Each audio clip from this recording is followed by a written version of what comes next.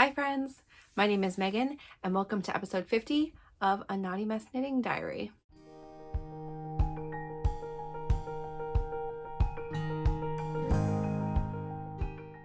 I am so excited everyone's here. I have a lot of fun finished objects to share. If you watched last week's episode, you saw that I did my half-year roundup and I cast on 9 things in June. So I'm finishing some things finally. It feels great. One of them is what I'm wearing. We'll talk about this in a second. I have an acquisition to talk about this week. I picked up a new, a cast on I had not really gotten that much done on, and I cast on 2 new things. So you have lots of fun things to talk about. And let's just go. Let's just jump right in. Okay, so let's start where we always start, with what I'm wearing. This week, I am wearing my finished object number 1, which is my Market Henley by Claire Jackson, who is perfectly knotted on Instagram. This is a test knit. It is not due until, I guess, August 1st, I think is the date. I'm done early. I'm going to take pictures as soon as I'm done filming of this and some other things. And I will be posting this probably only when it comes out, but I'll put it on the Discord channel so she has like some more finished modeled photos. Not exactly sure. Claire does a really good job doing shout outs to her testers. So I know she posts them on her Instagram page, but I don't know if they show up like on the Ravelry. I should look on a Ravelry page, like on the front page. I like when designers do that because I think when you first look at the pattern, like I don't want to have to click a bunch of times to see it on people other than like the one beautifully modeled person. Obviously that can be the first few pictures, but I appreciate when I don't have to do a bunch of clicks to just see it on other bodies.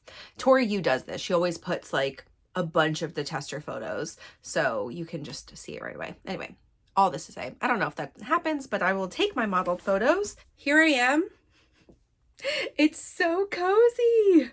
It's super cozy. It definitely grew in blocking, not a ton of length, but it grew like the width. It actually, it like here, let's get close and personal. It relaxed. I don't know if you remember when I was like showing this, just these lines and things, they like everything looked a little bit more scrunchy before I blocked it. And so it just relaxed nicely. I think like where it's at my bust, it definitely like, it looks like it's stretching more vertically there, but maybe it's also just like a little bit darker down here. It doesn't feel like it's really pulled apart. It feels nice and waffly. What a weird thing, but it feels very nice. Definitely relaxed like down my shoulders. So like where the sleeves were before blocking was like right about right here. Like they were just hitting the top of my wrist. And now with blocking, there's plenty of space. I think this is nice because, like I tend to like do this with shirts. And so then they're still covering my wrists without me like, having to tug them down or whatever, but I love it. I think it's great. I did put my buttons on last night after much deliberation, but Katie is the real MVP here because she came over to my house last night for a little bit and we looked at like 27 different button types and we just kept playing the game like this one or this one, this one or this one, and eliminated all of them. This one got eliminated early because the button itself has this little like lip on it, which just makes it look more, I don't know, juvenile. They make it look bigger too. And I was like, what if I just flipped the buttons? Which is what I did. And this color is very much exactly Gumwall, which is the pink that's in here. That's one of the Cielo colors. I'll go over the details in a second, but again, this is flock colorway, so it's all the Cielo tonals. Let's look at the back really fast. Just, it's the back of a sweater. It looks great. It feels, the drape is super nice. Yeah, it feels amazing. It's so cozy. Okay, I'm gonna sit. It's exactly what I wanted. And that's all you can ask for when you're doing knit things. When you spend all these hours making something, that's perfect. I'm really happy to have another fingering weight thing. I think this is like a nice, relaxed thing. I do think this like visually is interesting open. I will close it for you so we can see what that looks like. Okay, so closed, equally cute. It's cute like this too. I will say I will more likely be wearing at least the top 2 buttons undone, like for life. Maybe I'd leave the bottom one if I want like less of a V, but the V is so high, like that's well above my bust, so like it doesn't bother me. I will definitely be wearing this to work. I will probably not be wearing it this summer because it's cooking over here, so it's warm enough that t-shirts are about what I want to wear, but we get breezes at night. I will probably bring this to Flock as an alternate thing, and maybe just to get a picture with Claire. I know she's bringing hers, whether or not she's actually going to wear it. Also, it might be cool inside of the convention center, so who knows? Here we are. Okay, that is the one I'm gonna keep wearing for this episode, just because it's cool enough in my office I can get away with it. Let's talk about the details. This is a size 52 inch. As a reminder, and because I'm going to give this a review for the pattern, but all of Claire's patterns don't, she does put recommended ease in here inside of the pattern, but she does not give assigned size names or numbers. It's always just the inch of your finished circumference. So this is a 52 inch bust. The recommended ease is 4 to 8 positive inches. For me, this is 5. I used 3.25 millimeter needles to get gauge. The needle size suggested is 3.75 millimeters, so I had to go down. My ribbing is all in 3 millimeter needles, and this yarn is all Explore Knits and Fibers Denali sock in the colorway Flock, which was a custom colorway for last year. Again, it is all of the tonal colors, which is so fun. So formulated to be all together in one variegated. So like my sleeves, I think, look a little bit bluer, than parts of my chest look a little bit more like they have gumwall and pike place, just a little bit more. There are 2 gray-y colors, a gray blue and a gray purple, which is Squim and Rain Shadow. And then there's Puget Sound, which is the blue color, Snoqualmie, which is the dark green. It just makes like the most interesting and yummy color. And I really love that I used it in a textured knit, because I think pearls bring out something interesting in variegated colors. Not that they only need to be pearls or something, but I think like, you know, it's not like they suffer in something like this, even though, yes, it's not quite as apparent from far away what the texture is, but you can tell it's textured. Like you can see that way back here that there's something going on. And then like down here, I think really you can. And the bottom you really can, like where there's less, where it's like less pulled on my body. Anyway, so I love it. I used a lot of yarn, so this is definitely like over 3.5 skeins. I'll weigh it and then I'll subtract buttons, because I have these exact buttons in my stash, and do measurements and stuff before I send my notes, which is going to be after I take pictures, which will likely be tomorrow, because once I leave this area, this is the end of my day. So once I leave my office area, I'm not going to come back and do that stuff, but I will take notes later. This one, I think, what did I have last week? I had both sleeves done. I was pretty close to the end of the body. So I wanted to do 5 extra repeats and see where that landed me. I think I ended up doing a total of 7 extra, like including those 5 over the pattern. And then I did the ribbing. This is intended to be cropped, and I did full length for me. So this is very much what I would consider a full length knit that goes to my hips, which is what I wanted for this. I would probably do it again at a more cropped length and be happy with it. There is going to be short sleeve versions for people, so they're doing sleeves in addition to the drop shoulder, but not very much. You know, it's like a little itty bitty baby sleeve, and I really like it, actually. It's very cute as a short sleeve, so like maybe I'll do that with a more cropped version. I don't know. This is going to go on my list as to make again. I didn't talk about this. So let's give some ratings now while things are fresh. So again, I haven't worn it a lot, so I can't tell you that, but I can tell you it's cozy right now. I'll tell you that for free. So yarn wise, Denali sock is a workhorse, right? Like totally love it. 80-20 mix. Makes it a little bit hardy, really nice for showing off colors because it is a superwash. Enjoyed. Okay. And I like working with Denali. I like a 2-ply and a 4-ply. I am a both camps kind of girl. So, the pattern. I think Claire's patterns are a very specific style. I like them a lot. They are long though. So I think some people get like nervous because they're long, which like, oh, let's just spell it out a little bit. Here's how she always sets her patterns up. There's like a front end explanation, the glossary, other things you need to know. And then when she gets into the meat of the pattern, she generally does provide some information on what's going to happen in this section. Then she gives you the written instructions, and there's always just blanks. And underneath of each of those sections, there is a chart with like all 11 or however many sizes she has. And you just find your size and you input those numbers. There's like an A, B, C, you know, behind all of those sections. So there's a little bit of work you have to do, but I think having read through many patterns, it's a really easy way to see, especially when you have 11 sizes and for a garment where you're constantly looking for your size, and it's so easy to just mark the wrong size, especially if designers do, you know, size 1 is outside of parentheses and then like 2 to 5 inside parentheses and then, you know, 6 to 9 inside parentheses.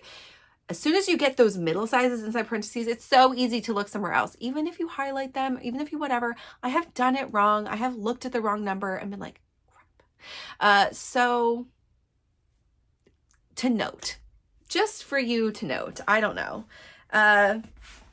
So yes, anyway, that's all I have to say about that. I like it. I think it's a very good style. It is, I don't consider her, like, I don't think I need that much explanation, but it makes these patterns really accessible for people who have not made this style of knit before.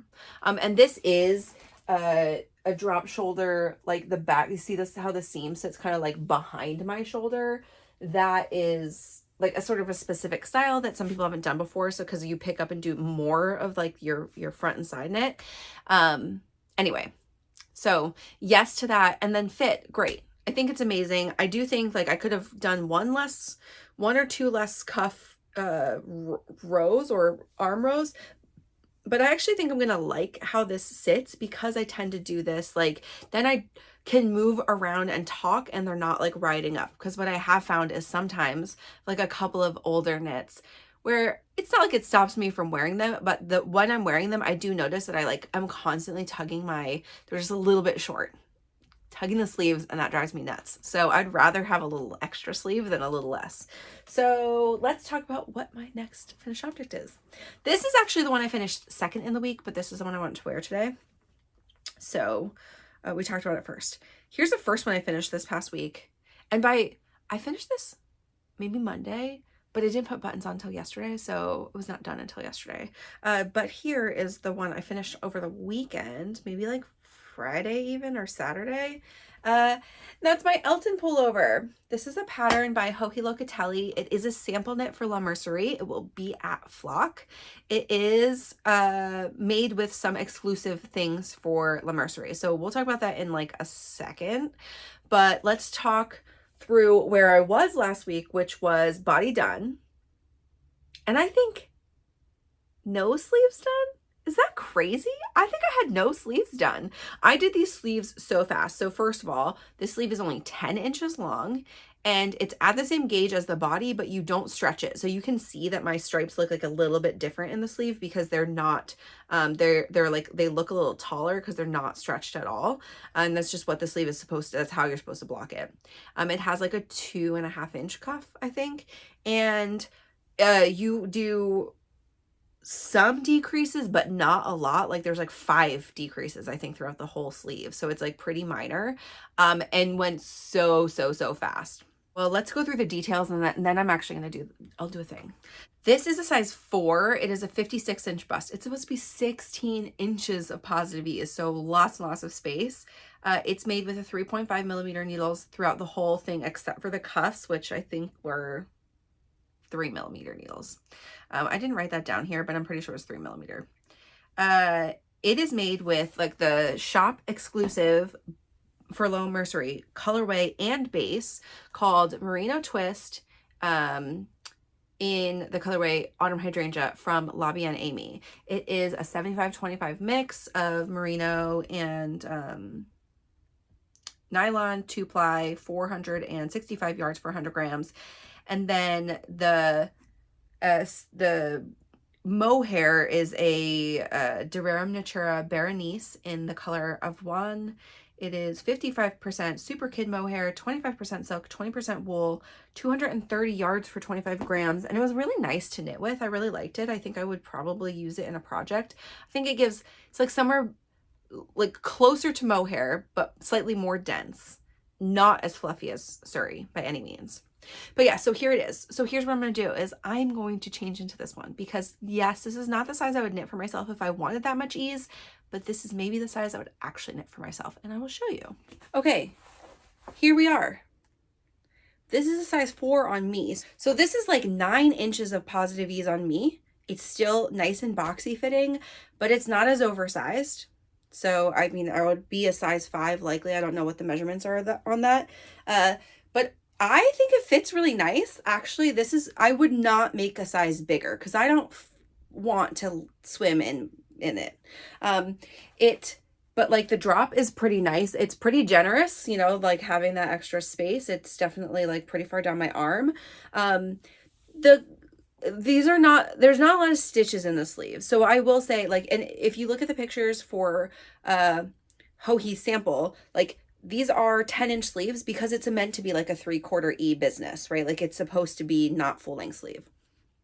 I think if I did this, the only change I would make, honestly, is to pick up maybe like 5 or 6, maybe 6 to make it even, like 6 more stitches in the sleeves. That's all I would do. I would give myself just a tiny bit more room. Like it doesn't feel very tight, but I can feel it. Do you know what I mean? So like I just would give myself a little bit more space and then do the same number of decreases.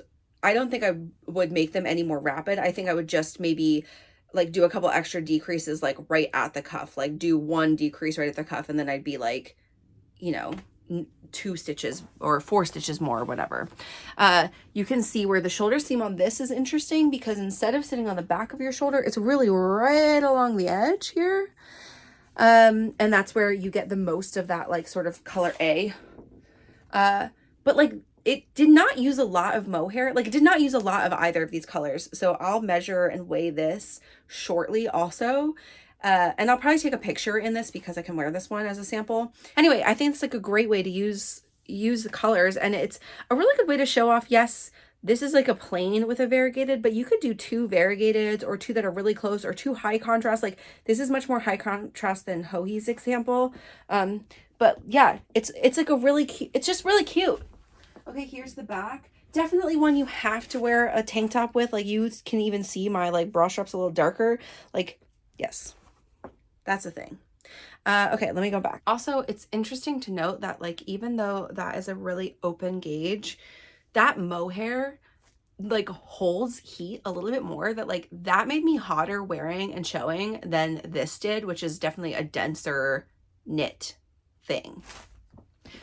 But I do think that would be a fun, you know, I talked about this, like having 3/4 length sleeves, having like transitional pieces. I definitely want to make another ashling. I got yarn for it. I love wearing my ashling. I wear it all the time. I think it's like the perfect, keeps you warm, but is breezy because it's so light. I think I would make an Elton. Okay, so fit wise, again, this is a sample. So I didn't change anything from the pattern like exactly as it is.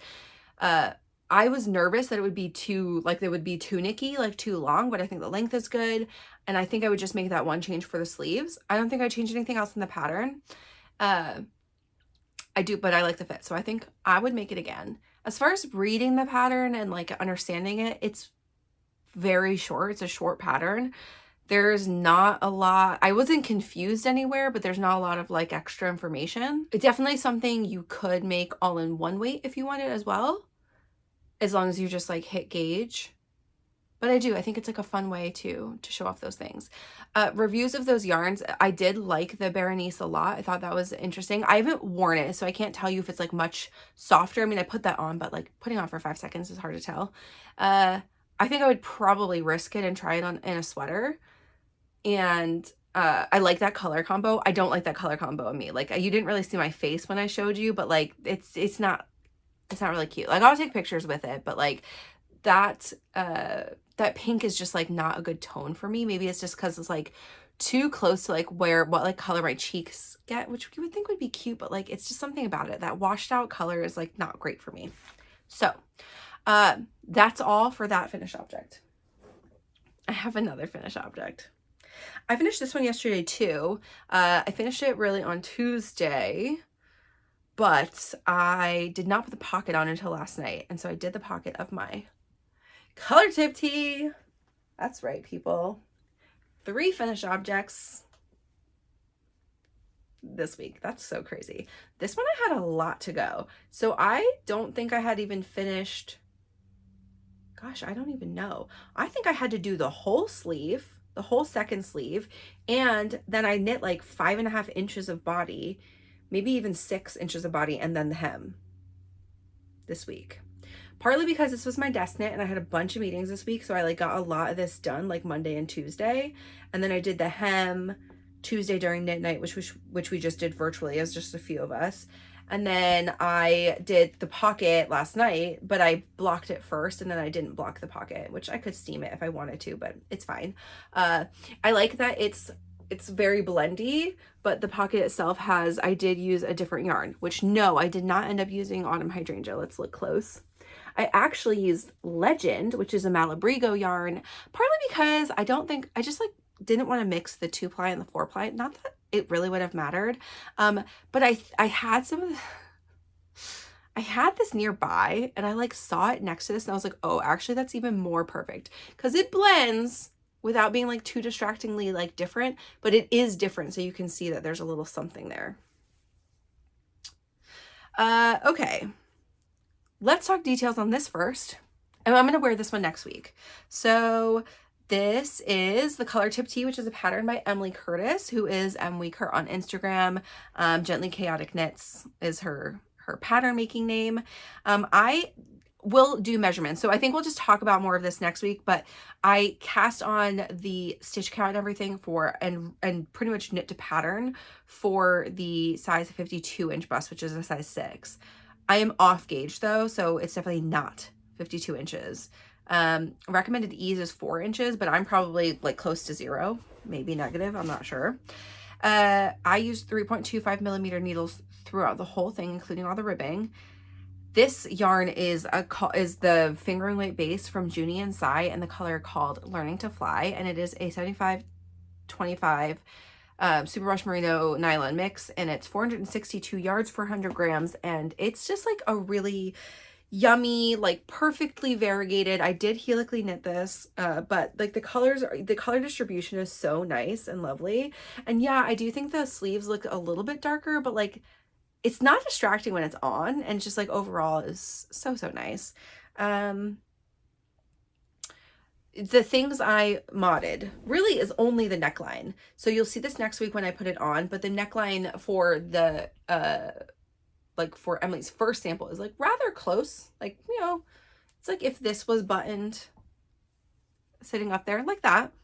And I pulled the neckline down by like about 12 or so rows. And so I have a little bit more of a scoop, which feels really nice and looks really nice. And then I did the collar as just a single, like I did not double it. I didn't fold it. And I just bound off with, also all of the bind offs are different because I did all the bind offs with sewn bind off, even though it's in twisted rib rather than doing a bind off in pattern. And I love it. I'm super pleased. I think it came out really well. I'll do measurements and weigh and put it in my yarn tracker and everything tomorrow with the rest of these projects. And then I'll wear it next week so you'll be able to see it on. But I did wear it today during work because it was too hot to wear this all day. And it's really cute and I really love it. It's rather cropped still.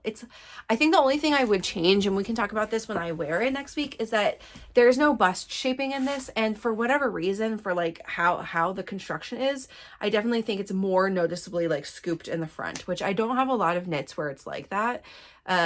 Because I think they're like either relaxed enough or that there is bust shaping if it's close. Because this one is rather fitted and I don't have any ease, you can see like my boobs do pull that up a little bit. So you can see the little U shape or mound, you know, upside down U shape. So I think that's something I may change in the future, which is great because I put some notes in there in my Ravelry page, and I would love to make that again. It's so cute on. We'll talk about it. Okay, that was a lot of finished object things. Let's go straight into, well, the last finished object, which is not a thing. It is, in fact, much yarn, though. So I'm going to go through the bigger one first. So this is my combo spin, and I'm going to hold it for you. I'll show you one skein like this, and then I will skein it back up so you can see all of them. So I got 3 skeins out of this, which I knew I would. So this is 10 ounces, and this is Fat Cat Knits BFL. I did look at it. That's what it's called. You know, I just still don't know. Wizard Island is one of them, the darker one, and then the green one is called something else. They're both like, maybe it's called Rivendell. Like, they're both like wizardy names. I did a 2-ply, just a traditional 2-ply, because I did all one. So one of the spins, which I showed you last week, was half done, and the Wizard Island, and I did all of that split into 4 front to back. There's no variation. It was just split into 4. And the green, the lighter green one that I had finished was 6 ounces that I spun, also kind of just split in 4. What is interesting is I got 2 really different looking skeins. So you can see what my wait, we don't want to look at that part. You can see what my 2-ply looks like, though. It's relatively consistent, size-wise. I did a higher ply 2-ply.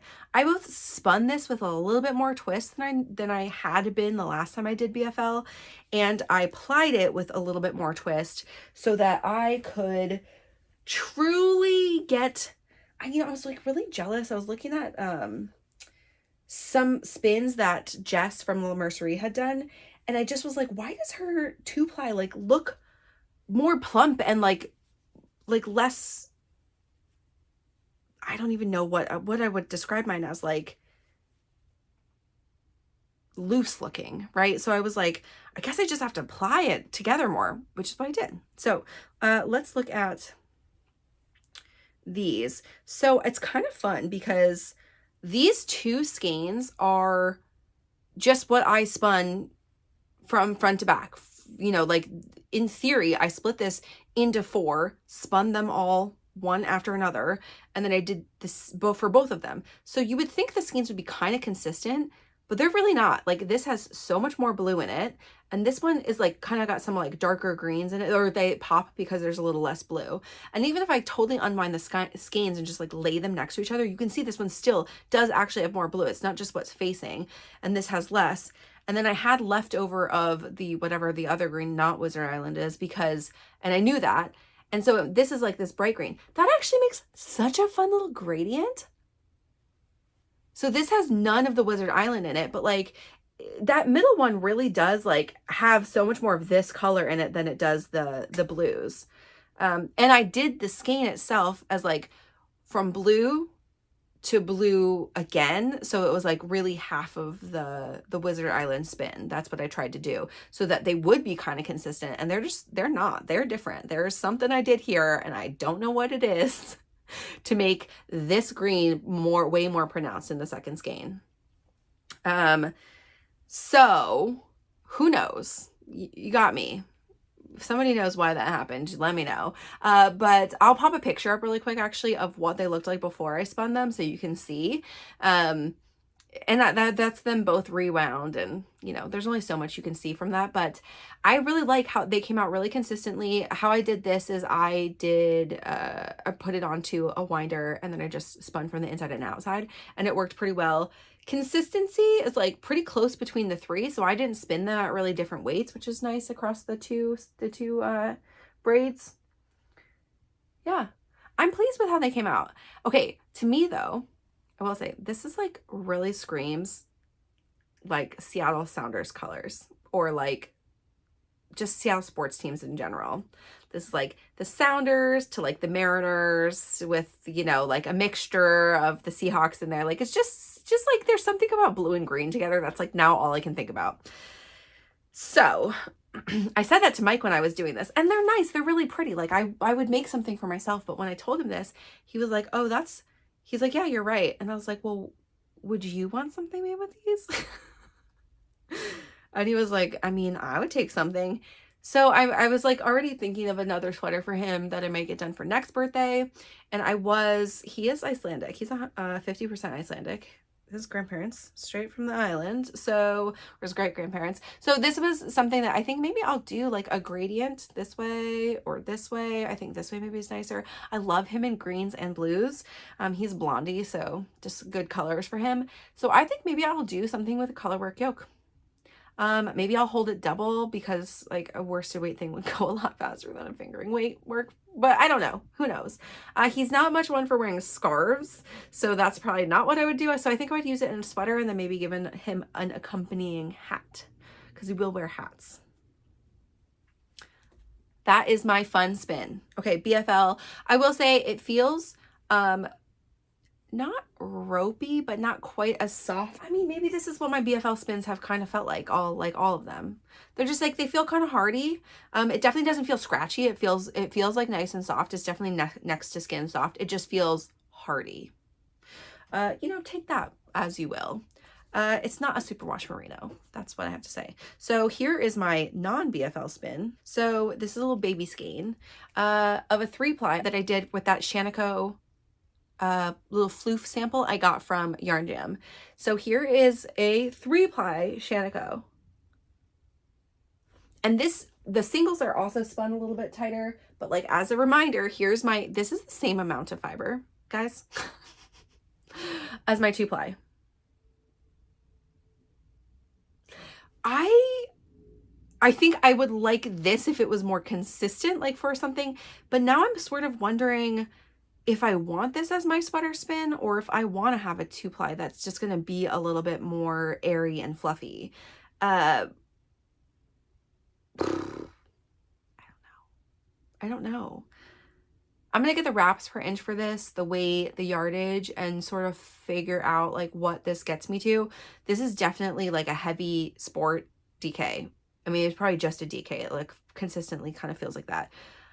Because I want to do the DRK every day, I need a sport spin. So maybe a 2-ply would be better and easier for me to reach that way. It's soft. I mean, it's still soft. It's probably softer than the 3-ply I did. What is the other 3-ply I did? This is a Polworth 3-ply. They look relatively similar to each other, but I do actually think that, I mean, this one feels softer. It has that Rambouillet feel. Like this is Shanico, which is a breed blended of Rambouillet and Merino, and this is Polworth. And like, they definitely feel like this has that Rambouillet fuzziness that stays after you spin it. That you can even experience in mill spun Rambouillet. So if you're interested in what that feels like, find a Shanico yarn or a Rambouillet yarn and you can feel that kind of like, it's almost got like a tackiness, but I want to say it's like a velvetyness. It's so nice. Okay, so that's my spins. I'm gonna do a swatch with that still to see like how far off I am, and then I maybe just have to do an ounce of less, like a half an ounce sample card for myself for my sweater spin anyway, and I might just try that as a 2-ply. That's what I'm leaning towards now that I see it. Let's go through whips for this week. Not too many. I'm going to skip the Daydreamer because I still didn't pick that up, and the Ever After sweater because I finished all these things. I was still not doing that. I will pick up the Ever After sweater next week and try to get that done pretty quickly. And I will pick up the Daydreamer for sure and just get some rows done. I just have to. But I did work on my tessellated sample. So I'm going to go, let me move to black and white. And now you can see how far I've gotten on my sample for Paisley Knits. So we won't talk about this a ton, but I'll give you the details I have. And then, so this is where I am, or where I was last week. I had done like 2 of the pattern repeats. Now I've done like 4 more. And so I'm getting there. I think the whole thing has to be like 10 inches from the bottom of the ribbing before you split for body. This is a rather cropped fit. I think you do 10 inches. Andrea Mowry saying it will block vertically because of the way that the stitch pattern is. So let me drop this and so I can tell you the details. But so I probably have 5 inches because the rib itself is 3 inches, maybe 5.5 or 6 inches. So I don't have tons left to do, which that feels like really, really short for the body. But I follow patterns. I don't know. This for sample knits, you just have to follow the pattern. So it is a bottom-up mosaic knit. Did I say this? Maybe. This is the Tessellated Pullover by Andrew Mowry, who is Drea Renee Knits on Instagram. It is a size 7. The finished bust is 58.5 inches, and the recommended ease is 4 to 10. This is not for me, so I don't know what ease is going to actually be for whoever wears this. But it is, I used 2.75 millimeter needles for the ribbing, which again is like 3 inches of ribbing. It's a lot. And then I'm using 3.5 millimeter needles for the body. This is, however, supposed to be a sport weight and lace weight knit. So it's a really different weights than what Coley gave me. She gave me the Krabby DK, which is a 21.5 micron extra fine superwash merino, 100%, and it's a 4-ply for both like color A, which is the cuff and like the main color, and then the alternate color B, which you could kind of see in the black and white is like it's a subtle pattern. It's a very close color to the main color. And that's 246 yards for 100 grams. I really like that blend. It feels really nice. It's like 1 iota less plump than the Witchfire Fibers DK, which was also like a really yummy superwash merino. And then the Surrey is Baby Surrey alpaca, 75% Baby Surrey alpaca, 25% mulberry silk, and it's 459 yards for 50 grams. And the Surrey feels Surrey, but I think the DK makes like a pretty big difference. And so the pattern, I think, like is doing a little bit more of like a honeycomb kind of look. I am sending a picture to Coley tonight because now I have enough of the pattern done just to make sure she likes it. It will block out to be a little bit less textured, I think, than it looks right now. But I'm glad I got some more done on that. It's not a desk knit. Like, even though it's not hard to do because of the way you mosaic knit, meaning that you're slipping a lot of stitches every 2 out of every 3 rounds, it's just really easy to get out of pattern. And especially with like the Surrey, because it's like such a like the lace weight yarn, it's something I need to at least couch knit with, which is fine. Okay, let's go on to 2 new cast-ons. So first new cast-on this week is a test knit, and it is my Kip Sweater. So I'm actually making the size 4 for this and having slightly less positive ease than is recommended. So this is a pattern by the Crayabea. It is like it's the one that she's been posting on her Instagram a lot if you follow her. It is a all over textured herringbone style like look, but it is made with slip stitches. So the suggested ease for this pattern, let's just talk about what I'm making. I'm making a size 4, and the finished circumference is 48.75 inches. The suggested ease is 3.25 to 8 inches, so more oversized. I just decided the size 5 is 53 inches, and that just feels like 6 inches just feels a little too much for what this pattern is. Just like where the shoulders sit and other things. Like I just didn't feel like I wanted that much ease. I told her like what my bust size is and what size I picked. So I'll just be on the low end, a little bit under. The suggested yarn for this is a specific yarn is Durham Natura Ulysses which is a sport weight yarn, but really has a DK gauge. So there are some people doing DK weight yarns for this. I tried to do some swatches in stash yarn and I just didn't end up liking them, so I bought some Ulysses, which I showed you the other week.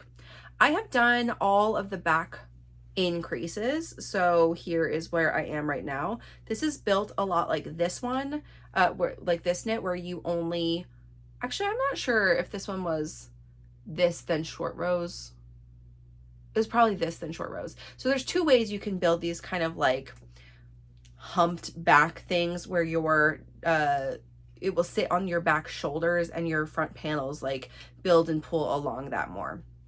One way is the way that this is done, where you only cast on a short amount of stitches and then you do increases along the side, and that's what creates your pattern, which I think was an easier way to do this style of knit with the texture. The other way to do it is that you cast on all the stitches and then you do short rows in between and you still make the same shape. It really depends on what your end goal is. And I think because of the having this stitch pattern, Rebecca made this sort of like defining edge along the shoulder, which is where you'll also pick up, which makes it a little bit easier for pickups. And just with the texture, again, it was like easier to do the increases than it was to do short rows, because that would have been really hard. So here's where we are. I really like it, and I'm paused right now. I could have done more, but I've done all my increase rows, and Rebecca's on her second sample, and I think was doing a little bit of debating over one piece of the pattern, which is once you have 2 selvage stitches before your increases in your shoulder shaping, do you keep 2 or 1 along the body? And testers have been doing both, which is not great. I don't really love that. I wish that there was like a more definitive answer now. I'm just waiting because she said she'll have an answer, I think, this weekend. I think I would like to do one. I think that ends up making your patterns more complete with like how you join in the body, just like with the math. I did not gauge swatch again after I did my first one, which was a little bit too small. And so I just went up a needle size and cast on. I'm still not entirely sure if my row gauge, I basically want to wait for her and then do 2 more repeats in the back and then decide if this is really the right needle size. And I know that's crazy, but this did not take me very long to do. I just paused after this.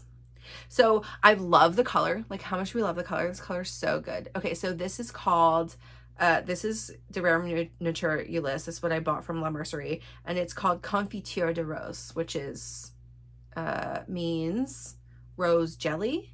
So I looked up the full name because on the label it just says Conf de Rose. So that's what this color is. I love it. I think it is, yeah, it's knitting up nicely.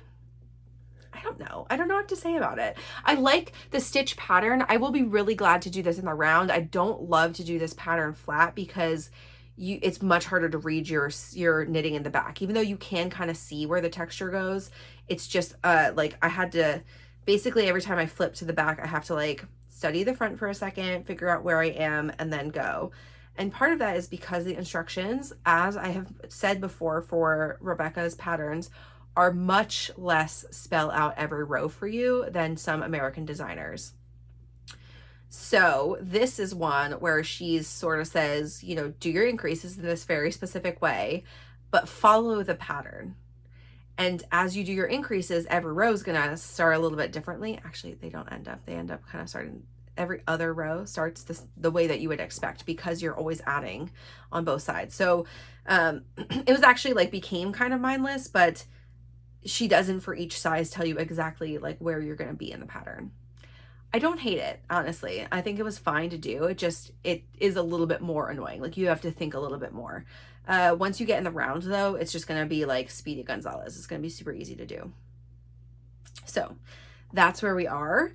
Yeah, once I might just, I don't like to do this, but I really might do it. So I might do the back panel in this needle size, see if I'm pretty close to gauge, see how I feel about it, and then block it if I'm feeling on the fence, because that'll tell me if this, you can see it's a little bit airy looking. I felt like my very top part was like almost a little bit too big on gauge, and then once I really got into the pattern thing, like it chilled out a little bit. Because this neckline will help pull this in a little bit, I'm not worried about being like slightly bigger at the top than I am in the next patterns and beyond. Okay, that's all I have to say about that one. So, okay, let's go on to my next cast on, which I wasn't sure if I was going to get this cast on this week, but I did just yesterday or the day before. So here is my Tolsta Tank. It's so fun. Okay, here's where I am. I'm midway through a row on my second hand spun stripe. So this is the Tolsta Tank by the Crayabea. So now I have 2 of her patterns on my needles. This is going to be a striped version of, I think I'm going to do the square neck version. You don't have to actually commit because really the stitch counts are like close or the same between all of them. I'm on the square neck pattern though, so I think that's one I'll stick with, but it sort of depends on how much yarn I have. I definitely won't do the v-neck version because I don't honestly very like the shaping of the v-neck one very much. Just the choices she made for the shaping of the armholes and the neck. Like, I think there's other v-necks out there that are more my style than that one. This one though is the DK weight version. And the square neck is really cute. Like, they're all bottom up, but once you split for sleeves, you just, knit to a square. You do ribbing across the top, and then you do ribbing that you pick up and goes all the way around. So it's just making a circle around the armhole, and then you do as much ribbing as you want. I maybe should have done one size smaller to give myself a little bit of negative ease, but like, this is only 3 inches of positive ease, which is like what's suggested, 0 to 3 inches. Now the question is, do I do bust darts? So I don't have to make that decision right now. But basically, like, I have to do it soon because I make the decision based on like, I knit a couple more inches and then I add vertical bust darts. And the way that she has them on this pattern is like, they're right under the bust. So you estimate approximately like this, like, a third across the middle, and then a third, and something like that is the math. I don't know. There's some exact math in here. And then I'm just going to do like increases here. So then you make a little bit of extra bust room. And then I think you decrease extra. I think that's how it even says in the pattern. You do a little extra armhole decreases, so it's not like too big in your upper chest. What I do think I might do though, because I think I want to make sure I have a little bit more bra coverage, is that I may decrease a little bit extra more rapidly here so that my actual square comes in a little bit more, so that, if your bra straps tend to sit here, I don't want my neckline to go all the way out to here, because then it's going to just be like, it'll be too close. So if I bring them in a little bit more and then do a wider band around, I think I might be happier with like how it's sitting with bra. It's all experimentation. I will just try it and see. What I will say is I did, like, you don't do as much ribbing on the top as you do and around the shoulders as you do on the bottom, but I think that's what I want to do, is like almost do this much ribbing for those, and that will definitely give me bra coverage. So we'll see how I feel once I actually start getting in there. But this yarn is the happiest, brightest, most fun yarn ever. And so this is my hand spun Barbie core yarn from Backloop Yarn and Fiber. It is a merino with a little bit of silk. I did 3 braids. It's a 3-ply.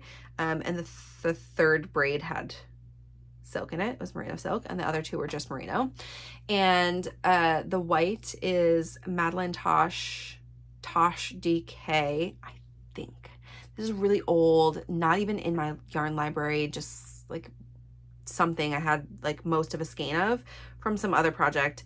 Anyway, it is maybe like, I think it's like 225 yards for 115 grams, and it's 100% superwash merino. And then the bright pink is also from Backloop Yarn and Fiber, and it is the colorway Flamingo, and it is her classic DK or basic DK. It's 100% superwash merino, and it's 231 yards for 100 grams. This is really, it's a soft, nice, plumpy yarn, and I think that my hand spun looks pretty great with those. Like, it looks pretty close. I will say, knitting with this hand spun is like, not ropey, but maybe my 3-plies are a little over applied. It's definitely denser feeling than the other yarn. Like, you can feel it when you touch it. But I think that they look like pretty consistent across. Like, I'm getting pretty good. Looks pretty good in my opinion. Here's what I've decided for stripes, which was a little bit random and just as I was going, what I decided to do. So I did my bottom and then 1 row in the flamingo. I am doing 2 rows of the white, 8 rows of the hand spun, 2 rows of the white, 6 rows of my flamingo, 2 rows of the hand, and then continue.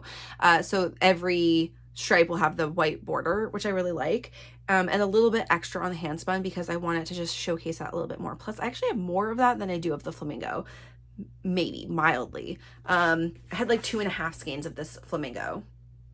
It's a little bit less dense, so the yardage is a little bit higher, but I have 2 full skeins of the hand spun. So I hope I have enough white, but honestly, if I don't, I have something else that's very close to this in my stash where I'll get close enough. They won't be right next to each other. I don't care. To finish it off if I have to. I already have like a good 5 inches or so, and I don't need a ton of body. This will be a little bit cropped on me intentionally. Yeah, so I think I'll do the bust starts. Honestly, between the B and D sizing, it's the same to start. So I'm gonna go by feels on this one a little bit. Yeah, but here we are. Do you love it or do you love it? It's so fun. I'm so excited. This is my first garment with my hand spun. I'm so excited. It's so fun. It's definitely less bright than the flamingo though. Like even though those, like here's a skein of it. Like I brought down the extra, the second skein so you can see really what it looks like. Like it does look nice and bright, but like with that purples in there and like the lighter pinks, like it just does not look as loud as the bright pink.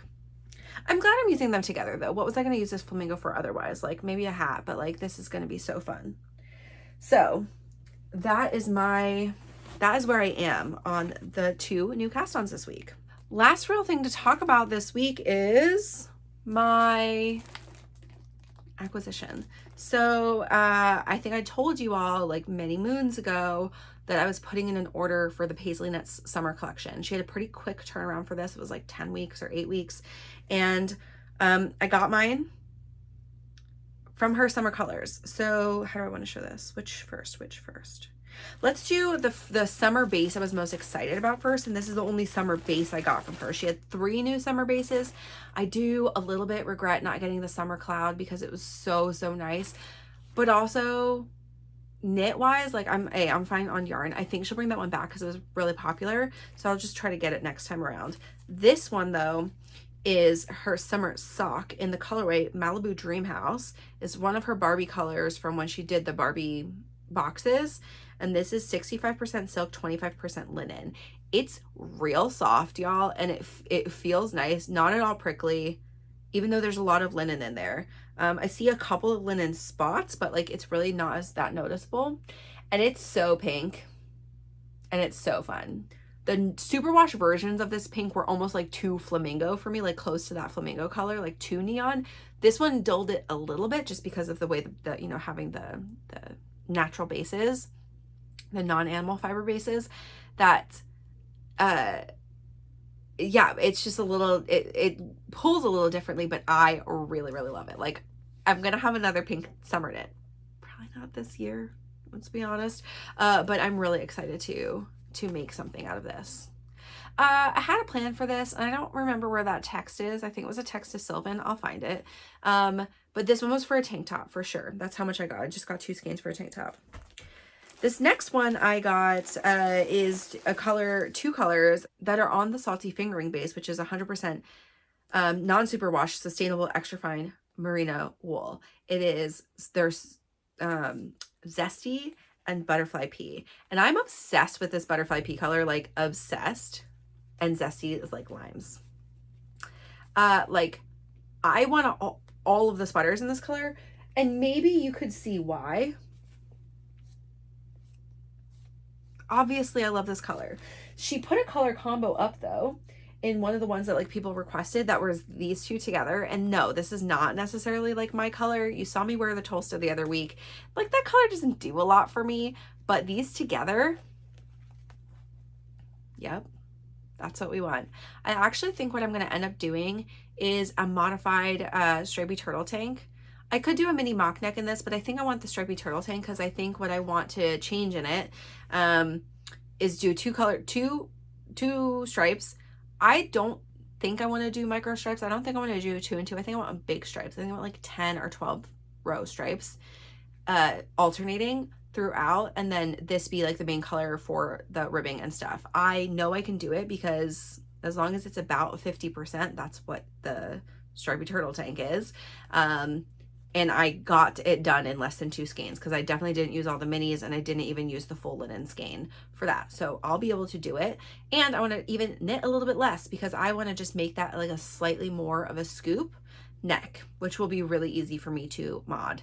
I may pull the armholes up a tiny bit too, and give a little bit more length, but I still think overall I'll be able to do that in 2 skeins. Just easy peasy.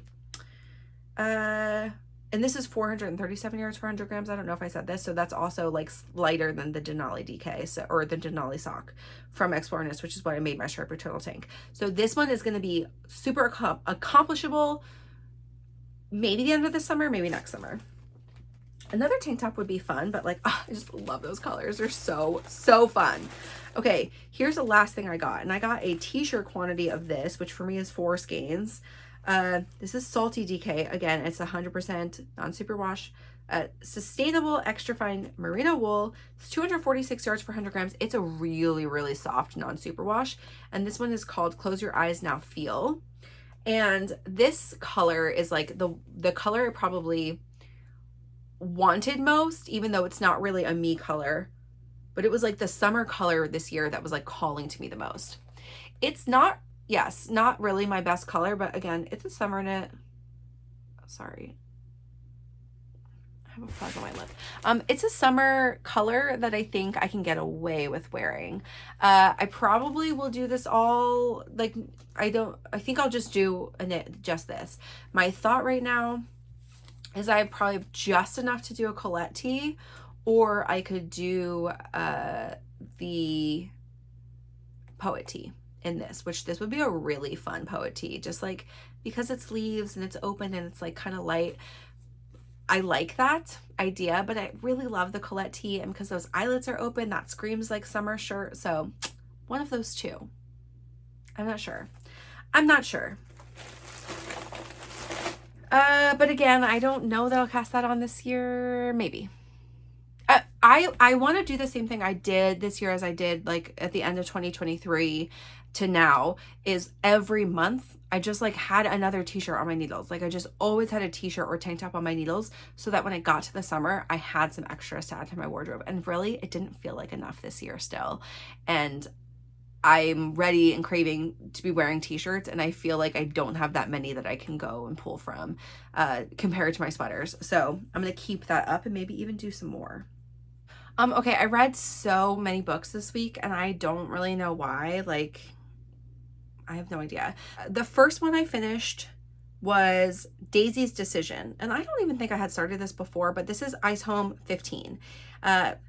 Daisy is like the girl that gets dropped off after everybody because she was like stolen from Earth when she was pretty young and became like a slave, but like also she was just like kept as a basically a beard for, or a skirt, I don't know what you call it, for her master, who was gay, but that was like not okay with his society or whatever, so he had her as his like pretend concubine so he could actually be with the head of his guards. Anyway, this is not important, it doesn't really matter. Daisy's a little bit annoying of a character because she asks to be dropped off at this planet, which she knows is like a primitive whatever. She like knew that going in, nobody else had a choice, but she still like doesn't participate and acts like, oh well, I just have to be pretty because that's what I'm used to being, and like it's annoying. Overall, I think I like the female characters from this whole cast less than I did Ruby Dixon's first like Ice Planet Barbarian series. These Icehome girls like just are like more irritating. Also read the last of that's out of the Icehome series. So this is called Flor's Fiasco, and this one's actually really great. So Flor is a character who just like she didn't have as many issues as everybody else, but she was a nurse and like is not the healer. She just like didn't feel like she could find her place as much, and she asked one of the aliens early on if he went to like be pleasure mates, like basically friends with benefits at this point, or like really to be boyfriend girlfriend but without their cooties matching them. And he said no, and then so that's like awkward, and he's still one of the ones that isn't mated with anybody.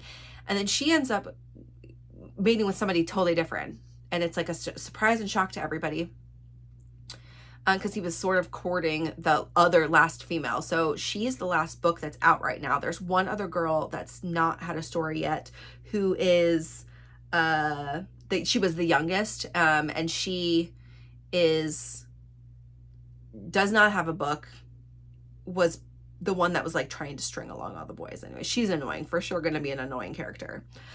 Okay, but what happens in this one is crazy. So they don't have so much to get over other than like an outside thing. So like he was kind of trying to date Tia, even though she was being a little brat, and this girl asks this other guy, and then they get together, and she's like, wait, this is awkward. Like, does he even like me? Or like, is he sad that it's not this other girl? And like, should we just have a baby together but like be separate after? And like, there's a little bit of that, and that's a little bit annoying, her internal monologue for that. But the thing that was fun for this is there's like an outside thing that happens, and she totally uses her nurse skills again for triaging, because they find like 15 more people get dropped off, because get this, they like get there and they all have this same message, and like some of them can't remember their name, and like they don't know if it's just like amnesia or whatever. And then they get these messages on these like little bands that they're wearing from Amiri, who's this person that we know of from the other books, who is like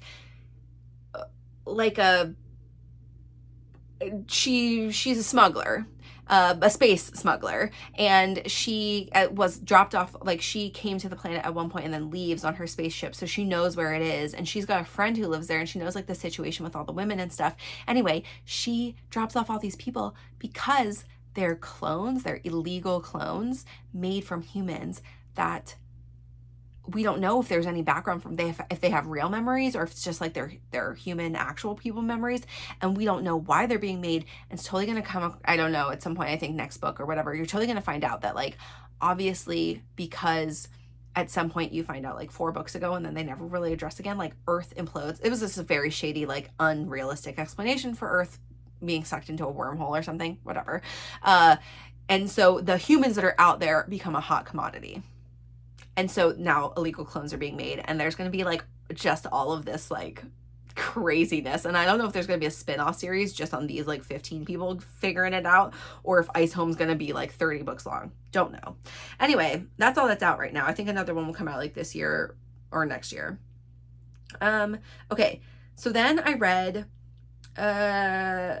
I'll talk about that series last. I read Ruthless Vows, which is the second of the Letters of Enchantment book from Rebecca Ross. I read the first one, which is Divine Rivals, a couple months ago, and I said I wasn't sure how much I loved it. It's like a little bit war correspondent in a magical land with gods. I don't, again, think she fleshes out enough of the background for this for me to like really understand what's going on between the gods. Why are they fighting? They give you some background, but it just feels like, I don't know, it feels like 90% done. I liked it enough to go on because I like the main characters a lot. It was also felt like a little bit too like World War II-y in the way that they like talk about trenches and like the bombs and the other things that like it's not most interesting thing to me. But this one, oh, it hits you with the feels. It was good. It was really good. I don't think there's going to be another. I think this is a duology and that's it. The wrap up was good. And because the way that she does the epilogue makes me think there's not going to be any more. The wrap up was good though. I felt satisfied enough. I felt like the one tragic piece she threw into the end was sort of unnecessary, but also I didn't care enough to like, I wasn't really like super torn about it. So it was good. I read then The 7-Year Slip, which is a book by Ashley Postone. And it is so interesting. It's just like a regular like modern romance, except this girl lives in this apartment where on occasion her apartment will be 7 years in the past. What? That's the premise. I can't tell you any more than that. It's wild. So good. This girl's finding herself after grieving a loved one. She's also figuring out like what she really wants, which is so interesting to do in your later 20s. And I think a lot of people struggle with this, is like, can you start over when you're a little bit older? Does this like drive for corporate success override some creativity and passions? It's interesting. It's a really interesting book. Anyway, and the love interest is so good. Oh, it's so good. It was good. I really liked it. Highly recommend. And also because the way that she plays with time there is like, there's rules sort of. And yeah, it's just so good. Okay. The other book I read was the Fireborne. It's called Fireborne, and it's the Aurelian cycle #1. I just finished this today. I had 15 minutes. I finished it this morning while I was like getting myself ready because I couldn't. I was so tired last night. So it is about dragons, Fireborne. And I think she does a pretty good job world building for this. There's some stuff which I feel like I don't have quite enough explanation for, but I think we'll get it more. This is again a setup of like a dragon riding school. That's really all you need to know, other than the fact that there's not just it's a little bit more YA leaning, definitely like more closed door kind of romance. The relationships she builds are really interesting and very fraught, and I really like it. Like, and they're young, they're like 16, dealing with these like very heavy things, which is a little bit wild. And I really want to read more about like 25-year-olds dealing with these things. Like, this is a thing that like I was just reading it, like some funny Instagram post about like just like what we want in romantasy is like, I don't want 18-year-olds. I want people who have fully formed brains. Like, is your frontal lobe done growing? Great. I would like to learn about what you've decided, 27 or 28-year-old. You could still be young, just not youngish. And I get why, because of reading tends to be more of a young adolescent. I don't know, maybe, but like, we are the ones with the money. Write me books. I go to the library. What do I know? Okay. It was good though. I thought it was really good. I will read more. And I think that series is complete. Don't quote me on that. Okay. So I got into my Elle Kennedy books, you guys. I knew I was going to do this. And so I'm just like reading all of them. And I eyeball read these 3. Can you believe it? I read The Mistake, which is Off Campus #2. This one's about John Logan and Grace. And it's so good. So good. Really different story. And there's more of an age gap between them, like a 2-year, which is not super significant in college, but a little bit significant. She's a freshman, he's a junior when they get together.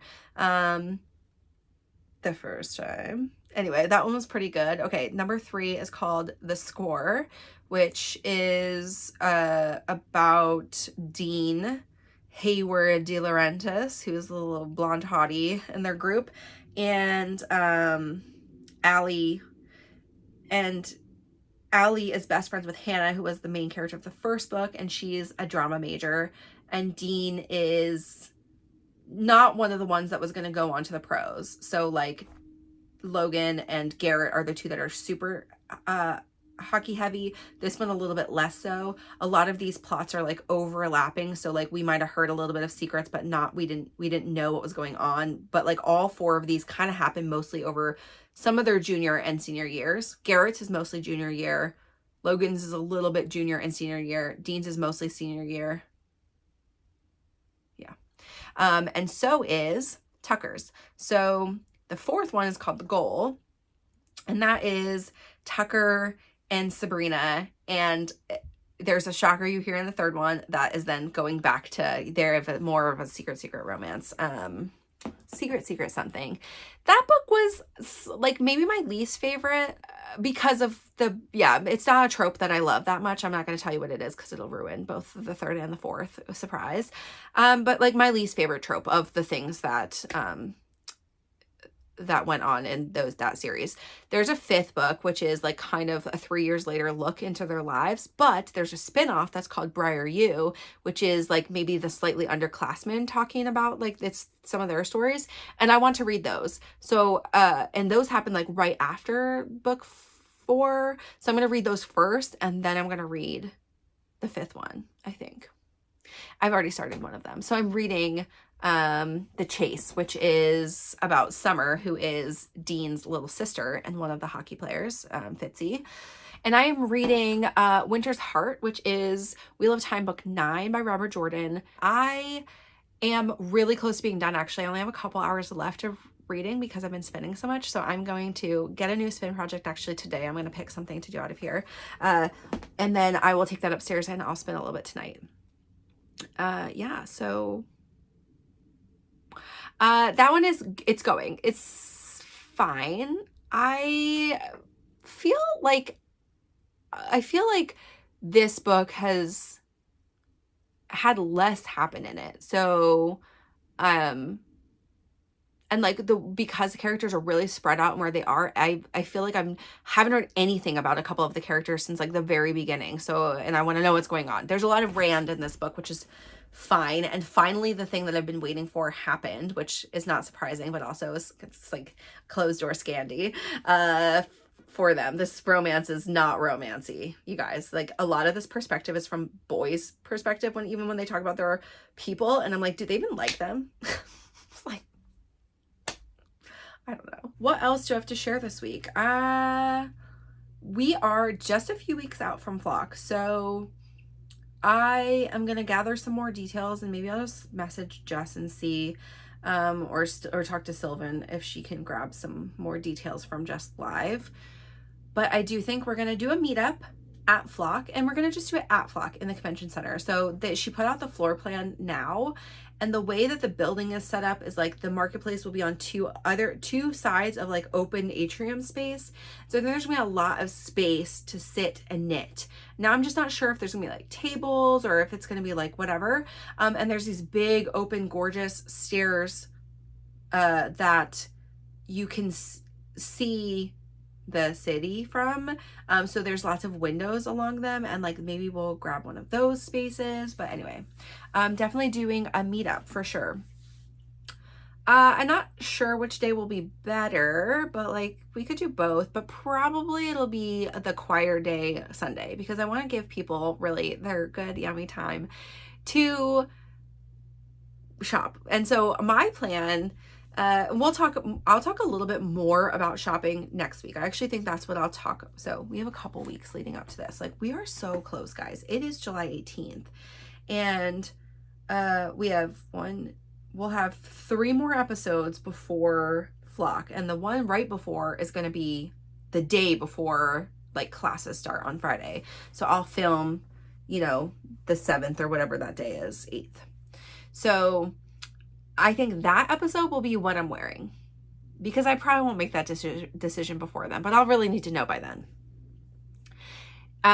Next week, I think I'll talk about a little bit about my shopping plans, like what vendors I want to seek out, what I've seen. And it's hard to talk about because people are still like just barely getting pictures posted. I don't think EKF has released anything that they're going to have at Flock, which will definitely be something I'll be getting. But like Reshma has been releasing her fiber colors, which Fiber still hasn't talked about what she's bringing exactly. ZZ Textiles is like posting, so these are just sires I'm like more aware of. But yeah, we'll see. I'll get you some information on that next week, maybe the week after. And I don't know that I'll talk much more about Flock other than that. I think like it's going to come up, and if people have questions specifically, somebody did ask a question in comments and I'll just address it now, is like, will I let you know if the masked shopping is really masked? And I will comment in that last year, Friday was masked and it was hot and it was a lot of people, and we were inside an open space, outdoor space, like it was inside big open doors for outdoor space. Air didn't move quite as much as I think everyone had been hoping, because you just really need a breeze. And that was masked those 2 hours on Friday night, and everybody wore their mask. Vendors were wearing masks. Attendees were wearing masks. People were not pulling them off really for pictures, unless they were outside of that space. All of the volunteers were making sure people stayed masked, and that is something Jess takes very seriously, accessibility. And that's part of accessibility, is making a space where people feel safe to shop when they are have any kind of health concerns where COVID is still very impactful for their life.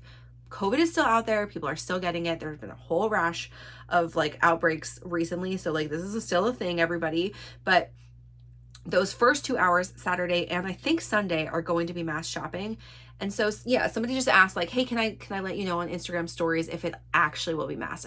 And somebody else also commented that they volunteered last year and saw this. Like, I do believe that with the number of volunteers Jess has and just the way that she has posed this, not only for people being more conscious here in Seattle than maybe some other states, but like she's going to be very particular that vendors, are also aware and make sure, to ask people to mask or call into volunteers to have people ask people to mask. So, I think that if that is something that you're concerned about, that you can feel relatively good about shopping then. What I will say is if you are concerned about that too, you might want to wait until Sunday because it's going to be far less crowded than Saturday. Even if people are masked, it's going to be a storm of people Saturday morning. Like there's no way around that. It's just what's going to happen. People get excited. All the yarn crazies are going to be there way early and they are going to be flooding the space as quickly as they can, running to the popular booths. So what's gonna happen? So if you have any concerns, yeah, maybe Sunday. But yeah, I mean, I think like she's trying to make a really safe space. The booths are gonna have lots of room for accessibility and maneuverability for people. There will be lots of rest areas, which I don't know if there will be tables and chairs. There were last year, so I assume that there will be some sort of setup. But again, there's these big stairs. There's like lots of other spaces to be. There are no food trucks this year, I don't think. I don't think there's any food inside the venue, though. I don't know. Maybe I'm wrong about that. We're right downtown, though, so there's lots and lots of food options. What I will say is like, downtown is not our best food options in the city. It's a good place to grab lunch, and there's lots of like relatively affordable options that you could grab something quickly and easily. But like if you want yummy food, like our neighborhoods are way better for that. I'm not gonna do like a whole big where to go in Seattle, but please send me a DM if you want any suggestions of things. I don't eat out a ton anymore because I'm a mom and I don't live or work in downtown anymore, but I worked in downtown for a decade. So yes, that was pre-COVID. Yes, there are things that are closed, but I could tell you like, if you want a brewery hop, go to Ballard or Fremont. Don't stay downtown. Yes, there's some breweries downtown, but they're not going to be your best ones. Maybe Cloudburst. Other than that though, like it's worthwhile to drive outside of the core of downtown. Most places in the city you can bus to. Our buses are not the best. They're fine. They're not always super reliable timing wise. We have tons and tons of obviously ride shares around here. And if you travel a little bit north of the city, or anywhere south in like the airport, look up traveling on our light rail. The light rail is awesome to get, especially from the airport to downtown. It's very, very cheap. There is a pickup right at the airport. It's not super fast though. So just, it depends on your tolerance for travel. But yeah, then food stuff, like, I mean, Capitol Hill is a great place to grab food. Ballard's a great place to grab food, the U District, and then, and like Fremont, like though, I mean, I would say neighborhoods, that's where I would go. That's some information. That's some very high information for you. So yeah, again, you can just ask me questions if you have them. Yeah, but I'll be around. My intention is to be at Flock from open to close pretty much both days. I don't know if that's like, it's gonna happen for Sunday. I am leaving Mike with baby for the whole of those days, but he is a great dad and he will be fine. But definitely for the most of Saturday. I can say that. So yeah, I'm super excited. I know this is a month away and like I keep talking about it, but like it's the only real fiber thing that happens around here that people get super excited for. And we have a bunch of friends flying in from out of town, and there are like people I want to see who are vending, and it's gonna just be a great time. Don't forget about our Flock knit along, which is my color tip was one of those. I am gonna cast on the 3rd. The 3rd of Emily's summer patterns, which is the slanty stripes pattern. I picked out which of the minis from Witchfire Fibers collection I'm going to be using, and I will cast it on this weekend, and I will not exclusively work on it, but I will work on it quite a lot because I imagine I want to have that. And I do it in 3 weeks. It's a tank top. I think I can. So it is knit flat, and it's way more thinking than like the stripy turtle tank, but I am here for it. I'm really excited. Okay, I also almost forgot to talk about this, but Valerie, who is a viewer here of the podcast, who sent me my beautiful lipsticks, I'm not wearing one today, but the ones I shared a few weeks ago, is offering a giveaway to everybody of some lipsticks. No, that's not yarn related, but you know me, the things I love most in the world. Yarn related things, and this is not including my family. I'm talking about things, not my people. Yarn and yarn related things, and then a really good book and a really good lipstick. I'm simple. That's all I need. But I'm always wearing lipsticks, and so Valerie noticed that. She gave me some really beautiful lipstick shades. Valerie is going to be offering a gift, a set of 3 to a winner, and they get to pick like from the line that they want. So like I have the enduring shades, there's also glosses, balms, and or liners. So 3 products basically.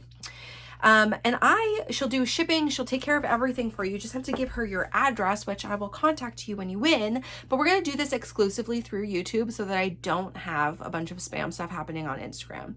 I will announce it in Instagram stories to just come over here, but you got to watch the episode so you can find this little tidbit. Okay, because this is about lipsticks, let's keep it a lipstick question.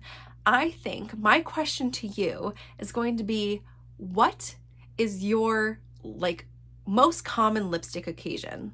So some people, it's every day, right? I don't wear makeup to work every day. Like this is not a lot of makeup, but I don't wear it every day to work. I will wear lipsticks on occasion, just like, especially if my shirt, like I just feel like I need a little extra pop.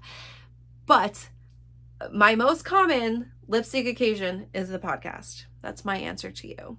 But do you only get dolled up for date night? Is it work for you? Is it, I don't know, like what is your occasion? What makes you grab the lipstick?